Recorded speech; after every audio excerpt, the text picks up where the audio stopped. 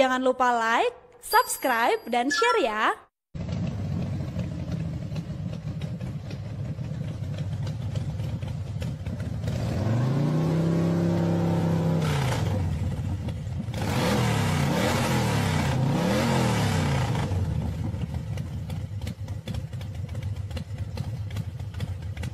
Assalamualaikum warahmatullahi wabarakatuh.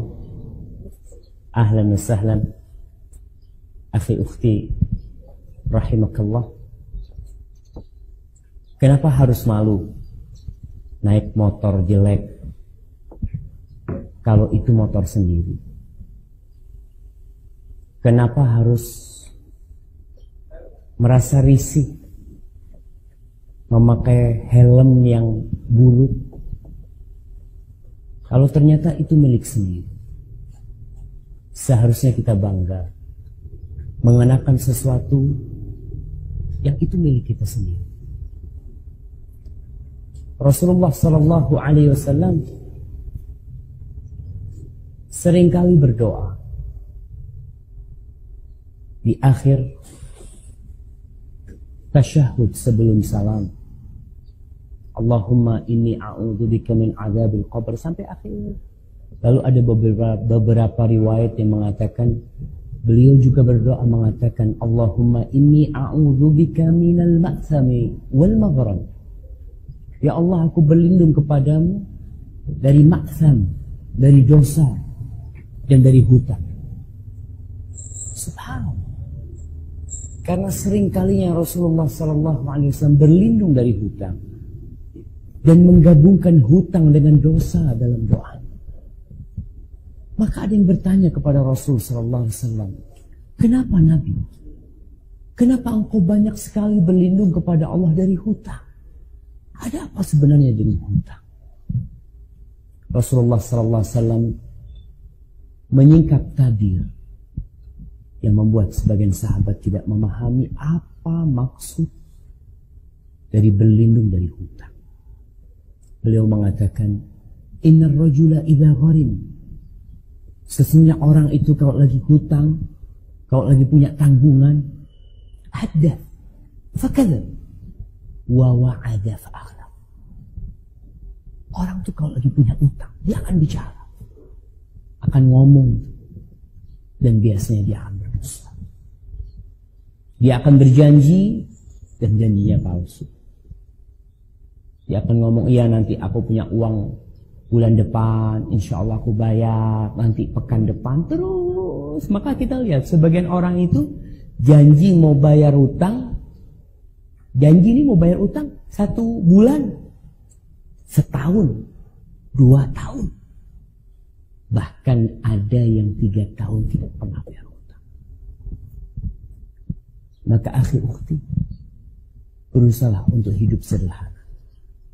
Jauhkan diri dari kredit, apalagi kredit yang mengandung unsur riba. Ribalah dengan apa yang Allah berikan kepadamu. Kalau engkau ingin memiliki motor yang lebih bagus, menabunglah tanpa harus berhutang. Dan ketika naik motor, berdoalah kepada Allah Subhanahu wa taala. Bismillah, alhamdulillah, Allahu akbar, Allahu akbar, Allahu akbar. Subhanalladzi sakhkhara lana hadza wa ma kunna lahu muqrinin wa inna ila rabbina lamunqalibun. Semoga motor yang kau kendarai barokah dan engkau tidak akan pernah merasakan pening kepala di akhir bulan karena memikirkan harus membayar hutang. Barakallahu fiik. Assalamualaikum warahmatullahi wabarakatuh.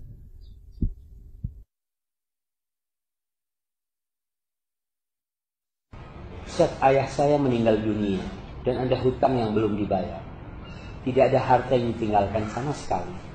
Tidak ada saudara yang membantu. Saya berniat untuk melunasi, namun saat ini gaji saya belum cukup.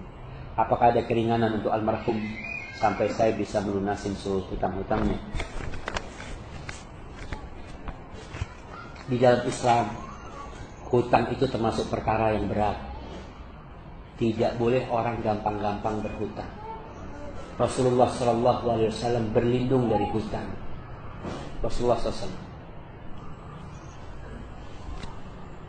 Kenapa beliau dulu dari hutang? Karena hutang itu bisa menarik kepada dosa. Orang kalau berhutang sampai ada peribahasa di Arab situ. Kalau kau nggak suka sama temanmu, mana nggak suka nih, sama fulan umpamanya. Kalau kau nggak suka sama dia, pinjemin uang dia.